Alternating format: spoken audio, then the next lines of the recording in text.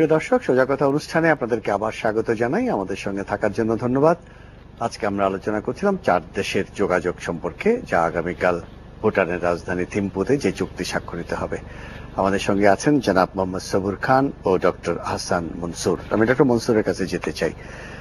বাংলাদেশ ভারতের মধ্যে ব্যবসা বাণিজ্য কি হতে পারে তা নিয়ে আমরা বিস্তর আলোচনা করেছি। আজকে আমরা একটু এই যে 4 দেশে যোগাযোগ হচ্ছে, গাড়ি, লরি, বাস ইত্যাদি চলাচল, অবাধ চলাচলের, আমার প্রশ্নটা হলো আপনার কাছে, বাংলাদেশের সঙ্গে ভুটান এবং নেপাল এই যোগাযোগ বাংলাদেশের অর্থনীতিতে কিভাবে প্রভাব পড়বে, এই দুই দেশের যোগাযোগটা? এখানে দু তিন রকমের উপাদান আছে। একটা হচ্ছে যে ট্যুরিজমের একটা ট্রায়াঙ্গেল কিন্তু এখানে পটেনশিয়ালি আছে, যেটা ভারত, ভুটান এবং নেপালের মধ্যে আছে, খুব অ্যাক্টিভ। সেই জিনিসটাকে যদি আমরা ওটার সাথে বাংলাদেশকে অ্যাড করতে পারি, অনেকেই কিন্তু আছে যারা ল্যান্ড বেসড ট্যুরিজম পছন্দ করে, মানে সময় লাগবে প্রচুর যাওয়া। অনেকে আছে যারা 1 মাসের জন্য আসছে, আমি পুরো রিজিয়ন আমি একটু দেখবো, ঘুরে ঘুরে, সেটা একটা স্কোপ তাদের জন্য। যারা 3 দিনের জন্য যাচ্ছে তাদের জন্য না। এটা দুই রকম আছে। অনেকে কিন্তু আসে, নেপালে আসে যারা 1 মাস 2 মাস থাকতে আসছে, তারা কিন্তু এই ধরনের প্রচুর আছে যারা নেপাল থেকে বাই রোড ভুটান যায় এবং আবার সেখান থেকে ইন্ডিয়া চলে যায় বা কলকাতা চলে যায় বাই রোডে। এই ক্লাস অফ ট্যুরিস্ট কিন্তু এখানে ইম্প্যাক্ট করবে। 2 নম্বর যেটা হচ্ছে যে আমরা কিন্তু ভুটানের লোক সংখ্যা কম, সেটা ঠিক। বিরাট পরিমাণে জিনিস যে ভুটান থেকে বাংলাদেশে যাবে সেটা সম্ভব না, কারণ দেশের পপুলেশনই হচ্ছে 2.5 লক্ষ। ওটা আমাদের একটা পাড়াতে থাকে ঢাকা শহরে, কাজে সেই হিসাবে দেখতে হবে আমাদেরকে। কিন্তু সেখান থেকে কিন্তু আমাদের অনেক কিছু আমরা আনতে পারি। যে পদ্মা সেতুর যে পাথরগুলো এখানে কিন্তু ভুটান থেকে আসতেছে, তো আমরা তো ওইখানে প্রচুর পরিমাণে এই রক্স সাপ্লাইজ ভুটান এবং নেপাল আমাদেরকে দিতে পারে, এবং সেটা যদি আমরা নদীপথে নিয়ে আসতে পারি, সেটা সেই বিষয়ে চিন্তা করতে হবে। ট্রাকে খরচটা একটু বেশি পড়ে, কাজে ট্রাকের রুট উন্মুক্ত হয়ে যাবে। নদীপথটাও আমাদেরকে এখনো সম্ভব ভারতের ভিতর দিয়ে আনা যায়, কিন্তু হয়তো ভারতের সাথে কোন রকম অ্যারেঞ্জমেন্ট আছে এখানে। কারণ আমি জানি যে ভুটান থেকে পাথর নিয়ে আসতেছে পদ্মা সেতুর জন্য বিভিন্ন কন্ট্রাক্টর, সেটার একটা সম্ভাবনা আছে ভালো রকমের। আর যেটা আমাদের 3টা মার্কেট এখানে আছে। মার্কেটটা হচ্ছে ভুটান নেপালের মার্কেট এবং পূর্ব ভারতীয় মার্কেট। এখানে কিন্তু 7 সিস্টার্স যেটাকে আমরা বলি, সেই 7 সিস্টার্স এর এক একটা সিস্টারই কিন্তু মানে এখানে কিন্তু সামগ্রিকভাবে 7টা মিলিয়ে পপুলেশন কিন্তু অনেক, এবং তাদেরকে যদি আমরা সার্ভ করতে পারি তাহলে কিন্তু আমরা একটা বড় মার্কেট পাই। আমি আবার 7 সিস্টারকে আলাদা রাখতে চাচ্ছি। আপনি ভুটানের কথা বললেন, তো ভুটান থেকে আসছে, আমি বলছি যে ভুটানে আমাদের যাওয়ার কি আছে? আমরা এই পথটা ব্যবহার করে রপ্তানি করতে পারবো কি? ভুটানের সঙ্গে রপ্তানি ভলিউম বাড়ানোর সুযোগ আছে কিনা? অ্যাবসলিউট রিলেটিভ টার্মসে দুটোই বাড়বে, কিন্তু পরিমাণগতভাবে সেটা বাংলাদেশের জন্য যে খুব বিরাট কিছু পরিবর্তন আনবে ভুটান, সেটা নয়। কারণ ভুটানের পপুলেশন হচ্ছে 2.5 লক্ষ। 2.5 লক্ষ লোক যতই চাহিদা করুক না কেন, সেটা আমাদের, এটা কোনো বিগ বিজনেস, এটা বাংলাদেশের গার্মেন্টস সেক্টরের জন্য একটা ফ্যাক্টরি যথেষ্ট। ঠিক আছে, সেই কনটেক্সটে Nepal is a bigger market. Nepal সম্পর্কে বলেন। নেপাল হচ্ছে বড় মার্কেট। নেপালে যেমন আমাদের অলরেডি কিছু কিছু প্রোডাক্ট যাচ্ছে, ওয়ালটন যেমন নেপালে 2টো তারা আউটলেট খুলে ফেলছে অলরেডি। তো এখন যদি এই ল্যান্ড রুটটা খুলে যায়, তারা কিন্তু ফ্রিজ, টেলিভিশন এগুলো নিয়ে চলে যেতে পারবে সরাসরি এখান দিয়ে। নেপালে অনেক কিছু ঢোকার স্কোপ, সাপ্লাই কিন্তু পপুলেশন আছে। এটা is a sizable market. It's captured by Indian de facto. চাইনিজদের কিছুটা ওই দিক দিয়ে তিব্বতে তাদের অ্যাক্সেস, সেটা খুব মিনিমাম, বাট খুবই মিনিমাম, কিছুটা বা কয়েকশো ট্রাক আসা যাওয়া করে ওইখান দিয়ে। কিন্তু তবুও সেটা ভারতের মতো ব্যাপকভাবে নয়। ভারতের অনেকগুলো এন্ট্রি আছে এবং তাদের সাথে স্পেশাল রিলেশনও আছে। তাদের ভিসা লাগে না, কিছু লাগে না, কমপ্লিটলি ট্রানজিট ফ্রি বলা যায়। তো সেই কনটেক্সটে একটা আছে। আরেকটা জিনিস আমাদের খেয়াল রাখতে হবে, সেটা হচ্ছে যে বাংলাদেশের রাস্তা কিন্তু একটা বড় সমস্যা। শুধু ওই কারণে, কনজেশনের কারণে নয়, আমাদের রাস্তা লোড বিয়ারিং ক্যাপাসিটি খুব কম। আমাদের ক্যাপাসিটি সাধারণত 8 টন, তার বেশি আমাদের রাস্তার ক্যাপাসিটি নাই। ভারতের কিন্তু স্ট্যান্ডার্ড হচ্ছে 12 টন বা বেশি, লরি। হ্যাঁ, সেই কারণে আমাদেরকে আবার ওইটাও চিন্তায় রাখতে হবে, ভারতের সব লরি কিন্তু আমাদের এখান দিয়ে যেতে পারবে না, রুট পারমিট দেওয়া। এটার জন্য রাস্তাঘাট সংস্কারের কথা বলা হচ্ছে, যে ভারত যে ঋণ দিচ্ছে সে টাকা থেকে, সেটা দিয়ে তো সব রাস্তাগুলোকে বা এই সব যে রাস্তা ব্যবহার হবে, রাস্তাগুলোকে করা সম্ভব হবে কিনা সেটা দেখতে হবে আমাদেরকে।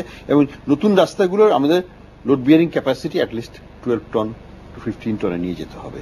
তা না হলে আমরা কিন্তু এই ফুল পটেনশিয়াল আমরা পাবো না। এবং আমাদের কাছে আলটিমেটলি তো বিগার ট্রাক আনতেই হবে বাংলাদেশে, এটার তো কোনো গতি নাই। ইন্টারন্যাশনালি যেটা স্ট্যান্ডার্ড হয়ে গেছে সেটা আমাদেরও করতে হবে।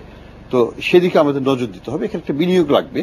সবগুলো রাস্তায় আমাদেরকে আবার নতুন করে রিসার্ফেস করতে হবে in a big way and much stronger way. সেদিকে নজর দিতে হবে সরকার। জি, ধন্যবাদ ডক্টর মনসুর। জনাব সাবুর খান, একই প্রশ্ন আপনাকে করতে চাই। আপনি তো ব্যবসায়ী, আপনি কাজটা করবেন, আপনারা করবেন, যে নেপাল এবং ভুটানের সঙ্গে এই সড়ক সংযোগ হওয়াতে ব্যবসা বাণিজ্য কি ইনক্রিজ করবে একটু? এটা আমার কাছে মনে হয় যে আসলে মনসুর ভাই যে দুইটা পয়েন্ট বললেন, যে এর একটা পয়েন্ট খুব ক্লিয়ার, যে আসলে ট্রাভেল এন্ড ট্যুরিজমে কিন্তু একটা ব্যাপক একটা কিন্তু আমার মনে হয় যে রেজাল্ট আসবে। তার কারণ হচ্ছে বাংলাদেশের লোকজনে কিন্তু ভ্রমণ করার মতো জায়গা নেই। এবং আপনি নিশ্চয়ই জানেন যে আগে কিন্তু ডোমিনেট করতে একটা সময় নেপাল, জি, এখন কিন্তু দেখা যাচ্ছে ডোমিনেট করছে মালয়েশিয়া। ডোমিনেট এক সময়, তার আগে কিন্তু ব্যাংকক ছিল, কিন্তু এখন কিন্তু মালয়েশিয়া কিছুটা বেশি, সেকেন্ড পজিশন আছে ব্যাংকক। তো আলটিমেটলি যেটা হচ্ছে যে নেপাল এবং ভুটান এই সার্কেলটাতে যখন আমরা ইন করতে পারবো, এবং স্পেশালি ইন্ডিয়া, তাতে করে হবে কি আমাদের কিন্তু একটা অসম্ভব ভালো একটা শিল্পের কিন্তু ডেভেলপমেন্ট এখানে হবে। এটা যে কোনো ভাবেই হবে, কারণ আমাদের এখানে মানে উদ্যোক্তাদের কিন্তু বসে আছে তারা একটা ভালো কিছু করার জন্য। এটা হবে। দ্বিতীয় আরেকটা ব্যাপার হবে যে আমাদের এখানে বেশ কিছু সাকসেসফুল বিজনেস কিন্তু এখন রান করছে। যেমন আমি যদি বলি যে বাংলাদেশে কিন্তু একটা প্রচন্ড অভাব কিন্তু আমরা লক্ষ্য করি, সে হলো ফ্র্যাঞ্চাইজ কি করা। অর্থাৎ একটা ভালো বিজনেস মডেল যদি ঢাকায় তৈরি হয়, এটা কিন্তু নিয়মটা কি হচ্ছে, আমেরিকা দেখেন আজকে ম্যাকডোনাল্ডস, কেএফসি, সাবওয়ে, দুনিয়ার যত বার্গার কিং একটা তৈরি হয়, রাতারাতি তারা কিন্তু হাজার হাজার ফ্র্যাঞ্চাইজ তারা দিয়ে একই কোয়ালিটিতে। আপনি দেখেন, আপনি বলেন যে ব্র্যান্ড বলতে যাই বুঝান, তার 90% ডোমিনেট করে কিন্তু ইউএসএ। রিসেন্টলি কিন্তু আপনি লক্ষ্য করে দেখুন ভারত কিন্তু ওই ট্রেন্ডটা নিচ্ছে, যেটা আমাদের নেওয়া উচিত। তো আমার যেটা মনে হয় যে এখানেও কিন্তু একটা চমৎকার কিন্তু আমার মনে হয় একটা পরিবেশ সৃষ্টি হবে। কারণ ইতিমধ্যে বাংলাদেশে কিন্তু কিছু ব্যবসায়ী, যেটা আমার মনে হয় একটা উদাহরণ অলরেডি মনসুর ভাই দিলেন, যে আমার মনে হয় এখানেও কিন্তু একটা ভালো রেজাল্ট আসবে। বাংলাদেশে যদি আমি বলি যে গার্মেন্ট শিল্পের দিকে আবারও একটু ব্যাক করে আসি, দেখেন গার্মেন্ট শিল্প কিন্তু প্রথম যখন আসে তখন কিন্তু আমরা শুধু ভ্যালু অ্যাড করেছিলাম, কিন্তু এখন দেখেন সাবস্টিটিউট সমস্ত কিন্তু আপনার সাপোর্টিং ইন্ডাস্ট্রিগুলো এখানে তৈরি হচ্ছে। তো এখানেও আমার কাছে যেটা মনে হয় যে ইন্ডিয়ার সাকসেস, ভুটান, নেপাল তিনটাকে ব্লক ধরে, কারণ আমার বিশ্বাস যে আসলে ইন্ডিয়ার সাথে আমাদের সম্পর্কটা কিন্তু খুব ক্লিয়ার হতেই হবে। কারণ আমি যদি ভুটানে যেতে চাই, আমাকে কিন্তু ইন্ডিয়া হয়েই যেতে হবে। আমি নেপালে যেতে হলে কিন্তু আমাকে তার উপর দিয়ে যেতে হবে।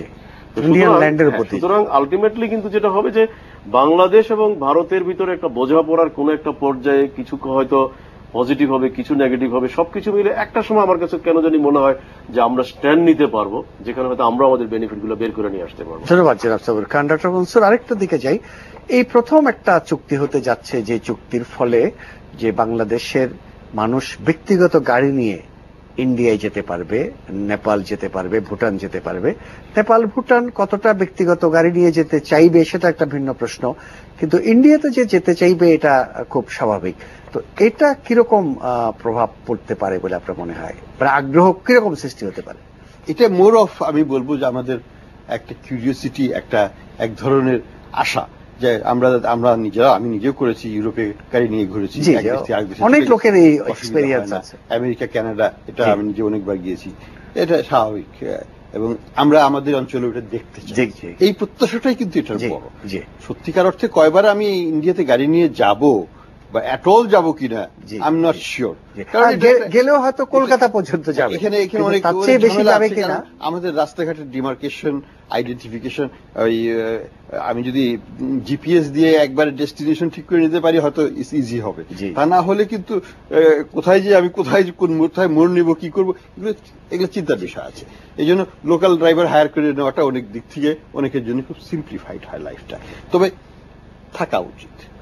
ইম্পর্টেন্ট জিনিস হচ্ছে আমরা চাই যে রেস্ট্রিকশনটা না থাকে, যেটা এতদিন ছিল। আমরা সহজে যেন যেতে পারি, ইচ্ছা করলে যেতে পারি।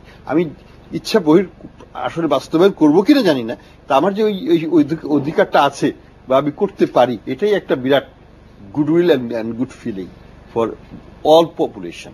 সেই জন্য আমরা যেটাকে বলি সবকিছুর ব্যাপারে make it easy, make life simple.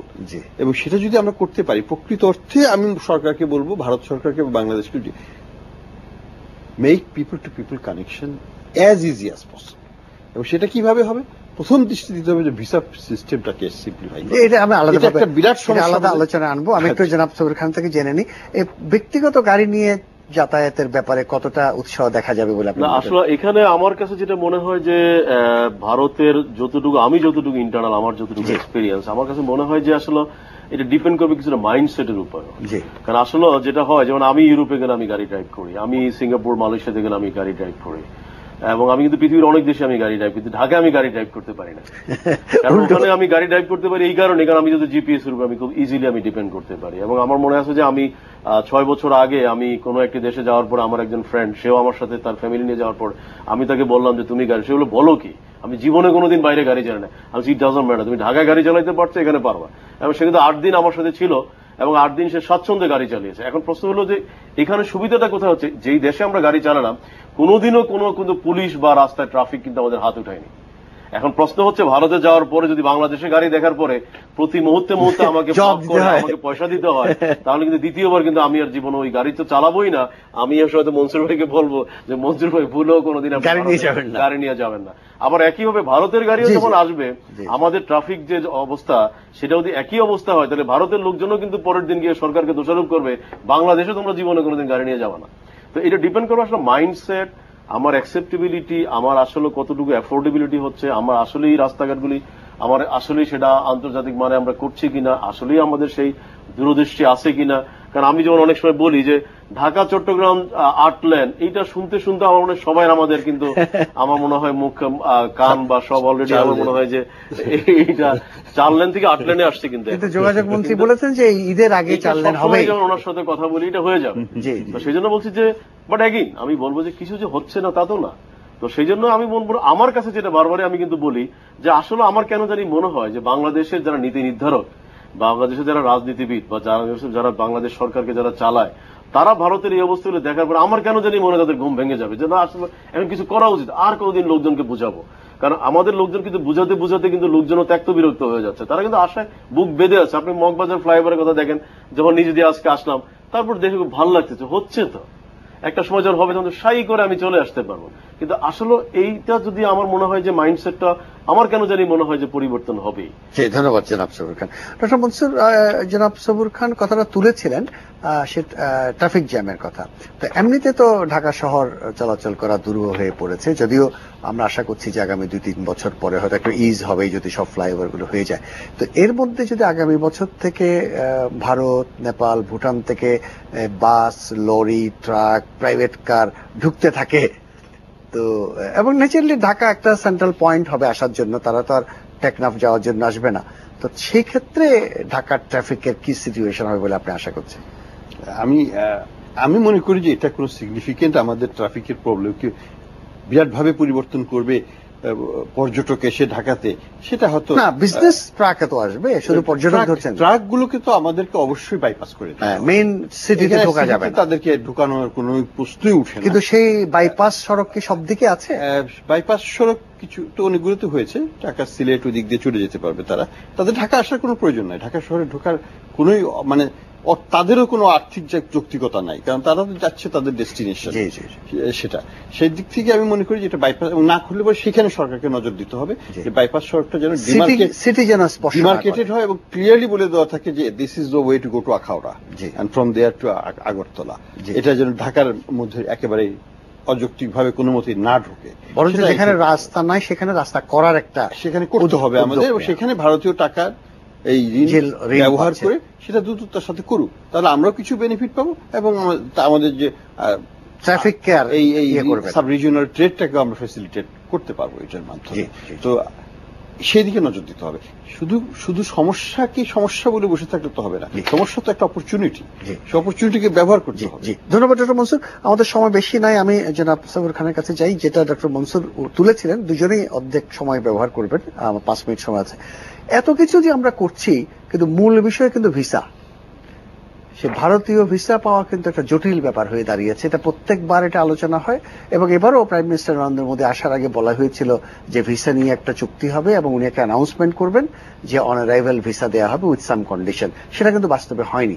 তো এই যে ইন্ডিয়ান ভিসার ব্যাপারে কি করা, কি আপনাদের সাজেশন? এটা আমার কাছে এইবারকার যে আলোচনাগুলোতে যতটুকু আমরা জানতে পারলাম যে কিছুটা ডেভেলপ হবে, তারা খুব ওয়েল কমিটেড এবং আমার মনে হয় যে বিজনেস ভিসাগুলো কিন্তু ইদানিং খুব প্রম্পটলি দিচ্ছে।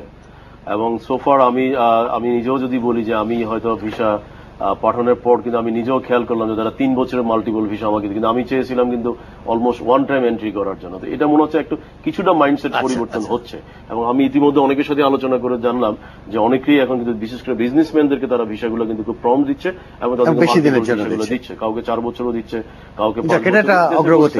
আমার মনে হয় যে টুডে অর টুমোরো কিন্তু এটা করতে হবে। যেমন আমি শ্রীলঙ্কার দিকে তাকিয়ে দেখেন যে শ্রীলঙ্কা কিন্তু আনবিলিভেবল ডেভেলপ করছে। আপনি কিন্তু আমি শ্রীলঙ্কার যদি ইকোনমিক অবস্থা যদি এখন দেখেন যে তারা কিন্তু আমি মনে করি যে বেশ দ্রুত গতিতে তারা আগাচ্ছে, কিন্তু তারা কিন্তু বাংলাদেশে কিন্তু অনারেবল ভিসা দিচ্ছে। তো সেই কারণে আমি বলবো যে হ্যাঁ নেপাল দিচ্ছে। তো এইটা ভারত সম্ভবত আমার যতদূর নলেজে আছে যে তারা একটা কমিটমেন্ট করেছে যে তারা এটাকে খুব মানে ইজি সিস্টেমে নিয়ে যাবে, অ্যাটলিস্ট বিজনেসম্যানদের জন্য আটকাবে না, হয়তো যারা প্রপার ডকুমেন্ট শো করতো তাদের জন্য কিছুটা প্রবলেম হবে। টুরিস্টদের ব্যাপারে তো আরেকটা ক্ষেত্রে হচ্ছে যে আমি ভারতীয় অ্যাম্বাসেডারের সাথে কথা বলার পরেও কিন্তু ওনার একটি ব্যাপার আমি যতটুকু জেনেছি এটা সম্ভবত তারা রিকভারি করার চেষ্টা করছে, সেটা হলো ভারত থেকে বাংলাদেশে একটা বরাদ্দ দেওয়া হয় যে তোমরা বছরে এতটুকু ভিসা দিবে, এবং সেই জন্য ওই ব্লকটা থাকার কারণে আসলে তারা ইচ্ছা করেই কিন্তু একটা সিস্টেম জট তৈরি করে যে তারা যে তাদের একটা লিমিটেশন আছে এবং তাদের একটা বাজেট বরাদ্দ করা হয় যে এতগুলা ভিসা যদি দাও তাহলে তোমার এই বাজেটের ভিতরে এটাকে অ্যাকোমোডেট করতে হবে। তো সেখানেও সম্ভবত তারা তাদের ইন্টারনাল প্রসেসের ভিতরে তারা কিছুটা ডেভেলপ করে। ধন্যবাদ ডক্টর মনসুর। ভিসার প্রসঙ্গে আপনার কোনো? আমার সাধারণ কথা হচ্ছে যে হ্যাঁ এটাকে পিপল টু পিপল করতে হবে, শুধু বিজনেসম্যান টু বিজনেসম্যান নয়, কারণ আলটিমেটলি সম্পর্ক হচ্ছে দুটো দেশের নাগরিকদের মধ্যে সম্পর্ক, যেটা পলিটিশিয়ানরা সেটাকে পথটাকে প্রশস্ত করবে এবং ইজি করবে। সেই জন্য আমাদের দুটো জিনিসকে খুব তাড়াতাড়ি নজর দিতে হবে। একটা হচ্ছে ভিসার সমস্যাটা, এবং এটা কিন্তু এখন সাধারণ নাগরিকদের জন্য এটা আরো জটিল হয়ে গেছে। এখন ওই কম্পিউটারাইজেশন হওয়ার পরে it's much more difficult. Manual যখন ছিল তখন ইজি ছিল, মাচ ইজিয়ার ছিল, এখন আরো কমপ্লিকেটেড হয়েছে, সময় অনেক বেশি লাগে। আমার নিজেরটাই আমি আজকে আমার এক former Indian in fact he was the Indian former head home secretary, so he called me suddenly and I said আমি তো তোমার দেশে ভিসা পাচ্ছি না 2 মাস ধরে, আমি অ্যাপ্লাই করেছি and I in protest I am not asking anybody to do this. না আস্ক করতে হবে কেন? Why should I? সে বলে আমি কালকে করে দিব। আমি বললাম সেটা তো কথা না, কথা হলো 2 মাস ধরে কেন আমাকে ওয়েট করতে হবে, and I have to get a date yet. তো দ্যাটস দ্য ফ্যাক্ট। এটাকে রিমুভ করতে হবে, সরকারের তরফ থেকে চাপ সৃষ্টি করতে হবে ভারতের উপর। আর 2 নম্বর হচ্ছে সেটাও গুডউইলের ব্যাপার এবং সেটা খুবই দ্রুত করার দরকার, সেটা হচ্ছে বর্ডারের কিলিং এবং অপহরণ, এটা কমপ্লিটলি স্টপ করতে হবে। এটা অ্যাকসেপ্টেবল নর্ম নয়, কোনো দেশে এটা হয় না, আমাদের দেশে কেন এটা হবে ভারত বাংলাদেশে? ভিসার ব্যাপারে একটা কথা উঠেছিল কিন্তু সিরিয়াসলি নিল না, সেটা হচ্ছে অনারাইভাল ভিসা। সেটাই পৃথিবীর বহু দেশে আছে, এটা খুব সহজ, এটা সহজ, এটা কতগুলো টার্ম কন্ডিশন দিলেই হয়। ইভেন আপনি দেখেন যে আমি তুরস্কের মতো দেশেও কিন্তু আপনি কিন্তু আমেরিকান ভিসা থাকলে অনারাইভাল ভিসা দেয়, বা ইউকে বা ইউরোপিয়ান ভিসা থাকলে আপনি তাদেরকে জাস্ট $100 ফি দিলেই আপনি কিন্তু ভিসা নিতে পারছেন। এরকম কতগুলো কন্ডিশন দিলে হয়, এইজ বার দিতে পারে। এটা কিন্তু শোনা গিয়েছিল মিস্টার মোদি আসার আগে হবে। বলছেন যে আসলে ওভারঅল আমি আবারও যেটা রিপিট করেছি সেটা যে ইন্ডিয়া আসলে মাইন্ডসেট কতটুকু ইমপ্লিমেন্টেশন পর্যায়ে সেটার উপরে কিন্তু অনেক কিছু নির্ভর করবে। কারণ যে কথাটা উনি বললো যে আসলে এই যে বর্ডার কিলিং গুলো হচ্ছে বা এই যে অমানবিক কাজগুলো হচ্ছে এগুলো কিন্তু ডেফিনেটলি বন্ধ করতে হবে। কারণ এই মেসেজটুকু দিতে হবে যে না হ্যাঁ আমাদের ভিতরেও কিছু দুষ্কৃতিকারী থাকবে, আমাদের ভিতরে কিছু খারাপ লোকগুলো, তুমি সেগুলো আইনের আয়তায় নিয়ে আসা হোক, তাদেরকে অ্যারেস্ট করার রাইট তো এটার জন্য অন্যদের ভোগান্তি দেয়া, কাউকে গুলি করে মারা বা কাউকে ওই যে তার কাটাতে ঝুলিয়ে রাখবে, এগুলো আমার মনে হয় যে ডেফিনেটলি টেররিজম বা অন্য ইস্যু তুলে এয়ারপোর্ট দিয়ে কেউ বোমা নিয়ে যাবে না। যারা বোমা নিয়ে যাওয়া তারা বর্ডার দিয়ে বিভিন্নভাবে যাবে, তাদেরকে অন্যভাবে ট্যাকেল করতে হবে। ধন্যবাদ জন্য নয়, সেটা তাদেরকে স্বাভাবিকভাবে যেতে দিতে হবে, সহজে যেতে রিকোয়ারমেন্ট সেট করে দিতে হবে। ধন্যবাদ ডক্টর হাসান মনসুর, ধন্যবাদ জনাব মোহাম্মদ সবুর খান। প্রিয় দর্শক, আমাদের আজকের নির্ধারিত সময় শেষ হয়েছে। আজকে আমরা আলোচনা করছিলাম 4 দেশের যোগাযোগ। আমি শুরুতেই বলেছি, আপনারা অনেকেই জানেন যে আগামীকাল অর্থাৎ আজকেই দুপুরে ভুটানের রাজধানী থিম্পুতে 4 দেশের যোগাযোগ মন্ত্রী, 4 দেশের মধ্যে যান চলাচলের একটা অবাধ সুযোগ সৃষ্টি হবে এই চুক্তির ফলে। সেই চুক্তির ফলে আগামী 1 বছরের মধ্যে আমাদের অর্থমন্ত্রী জনাব মোহিত আজ ঢাকায় বলেছেন এই চুক্তি হওয়ার পরও নানান রকম আনুষ্ঠানিকতা এবং অবকাঠামো নির্মাণ ইত্যাদি কারণে এটা বাস্তবায়ন হতে প্রায় 1 বছর সময় লাগবে। তবে চুক্তির বিবরণ যখন আমরা আগামীকাল পাবো তখন আমরা পরিষ্কারভাবে দেখতে পাবো যে যারা চুক্তিতে সই করেছেন তারা কতদিনের মধ্যে এটা বাস্তবায়ন করার কথা বলছেন সেটা আমরা আগামীকাল জানতে পারবো। তবে নিঃসন্দেহে এটা এই অঞ্চলের জন্য, এই 4টি সার্ক দেশের জন্য অত্যন্ত একটা বড় ঘটনা যে 4 দেশের মধ্যে সড়ক পথে যোগাযোগ প্রতিষ্ঠিত হবে, মানুষে মানুষে যোগাযোগ বাড়বে, ব্যবসায়ীরা সড়ক পথে অন্য দেশে গিয়ে ব্যবসা করতে পারবে, মাল পাঠাতে পারবে, তাদের সময় সাশ্রয় হবে, অর্থের সাশ্রয় হবে। এগুলো অনেক রকমের ইতিবাচক ঘটনা ঘটবে এই অঞ্চলে এবং এর মধ্য দিয়ে বাংলাদেশের সঙ্গে ভারতের, বাংলাদেশের সঙ্গে নেপালের, বাংলাদেশের সঙ্গে ভুটানের সম্পর্কও আরো ঘনিষ্ঠ হবে। আমরা আশা করি আগামীতে আমরা একটা নতুন শান্তির দ্বীপ এই অঞ্চলে দেখতে পাবো এবং মিস্টার নরেন্দ্র মোদীর সফরের পর এগুলো ভালোভাবে ঘটছে বলে আমাদের মনে হয় এবং সেই জন্য আমরা এই তার সফরকে অভিনন্দন জানিয়েছি বহুবার, বহু অনুষ্ঠানের মধ্য দিয়ে। আবার আজকে আমরা স্মরণ করছি তিনি যে চুক্তিগুলো এবং প্রটোকলগুলো সই করে গেছেন তার ফল বাংলাদেশ হয়তো অচিরেই ভোগ করবে। তবে সেই ফল ভোগ করার জন্য বাংলাদেশকেও যথাযথ পদক্ষেপ নিতে হবে, সেটা যেন আমরা ভুলে না যাই। আজকের অনুষ্ঠান এখানেই শেষ করছি। সবাইকে অনেক ধন্যবাদ। খোদা হাফেজ।